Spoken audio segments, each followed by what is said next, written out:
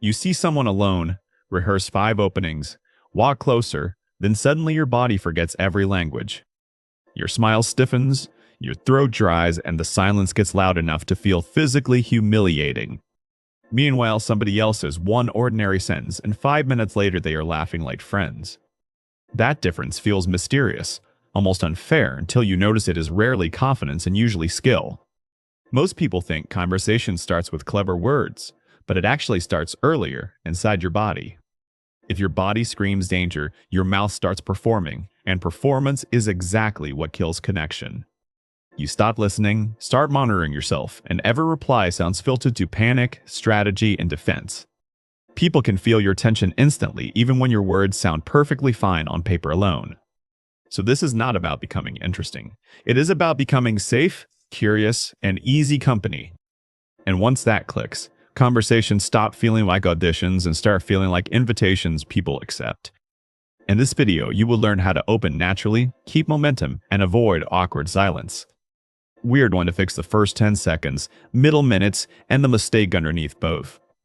The first shift makes strangers relax faster. The second keeps conversations moving, and third changes everything. Because the real reason conversations die is not boredom. It is usually pressure disguised as effort. And when you remove that pressure, even simple exchanges suddenly become magnetic, memorable, and strangely effortless. Start smaller than you think, because trying to impress someone is the fastest way to leave yourself. When people panic, they reach for unusual questions, jokes, or lines that sound imported from videos. That usually lands like somebody wearing a rented personality, hoping nobody notices the sleeves fit strangely. Instead, begin with what is already true in the moment, because truth feels lighter than performance.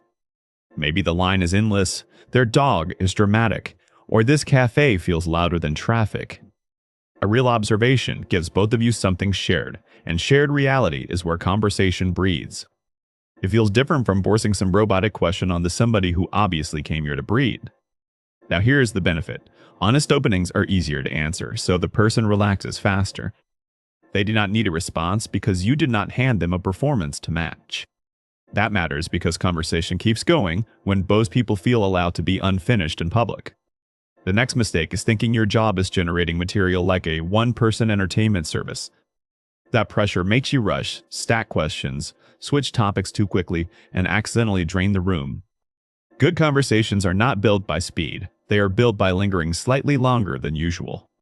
Someone mentions they almost missed the train, and most people waste that gift by immediately pivoting. Stay there, and suddenly one missed train becomes a story, a feeling, and 3 follow-ups. People love talking when they feel someone is exploring with them, not extracting information from them. So when you hear something interesting, do not advance. Zoom in like you found the thread. Ask what made that weird, why that mattered, or what happened before the part they mentioned. This does 2 things at once. It proves you listened, and it helps them relive specifics. Specifics are gasoline, because people can picture them, feel them, and respond without searching their brains. General questions invite general answers, and general answers are where conversations go to die politely slowly. Think about the difference between asking how was weekend and asking what surprised you this weekend.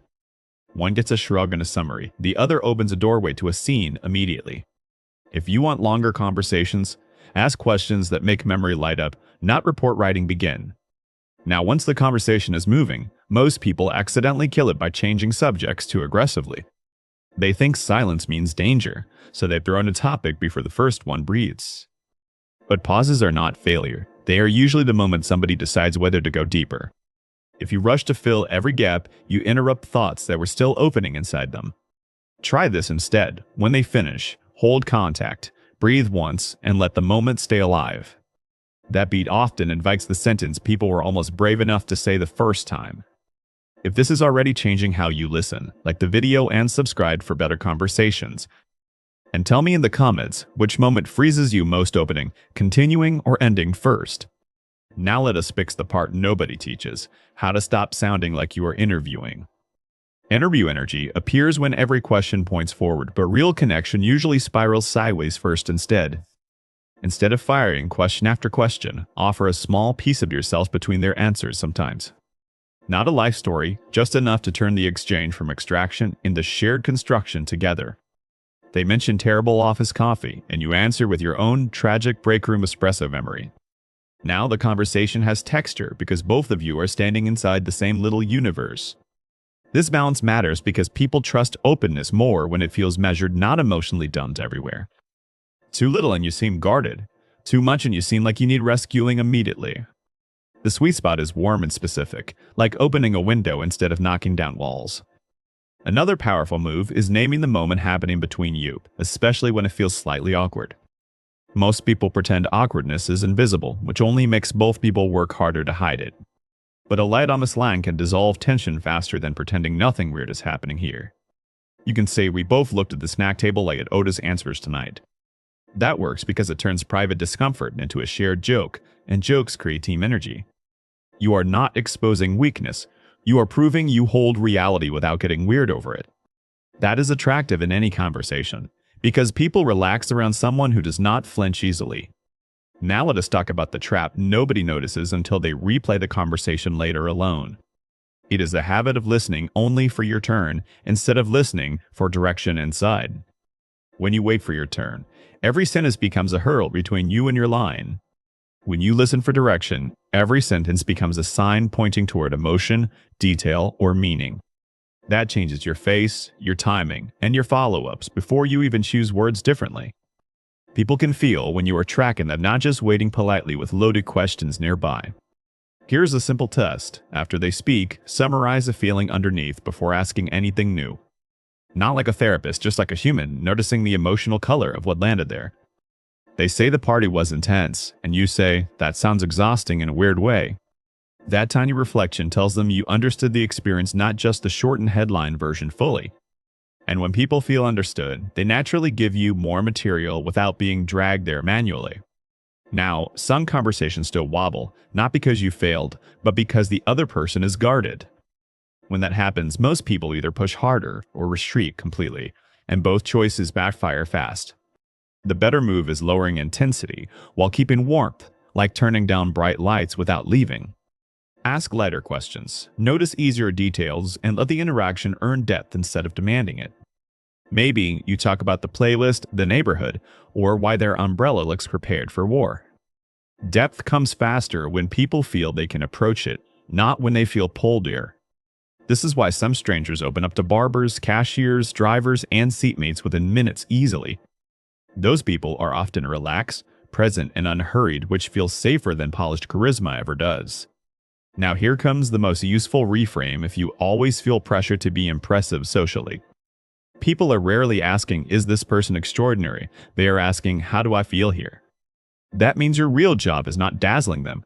It is shaping the emotional experience instead. Do they feel judged, rushed, invisible, tested, or subtly cornered around you in this moment now?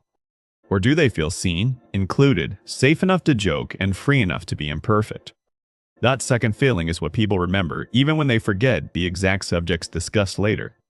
You have felt this yourself with certain people, who make ordinary conversations feel strangely restorative afterward. Nothing dramatic happened, but you left lighter, clearer, and more like yourself than before. Somehow, again. That effect did not come from brilliance, it came from the way they handled attention well. Which brings us to the final piece, the one that makes every other tactic finally work.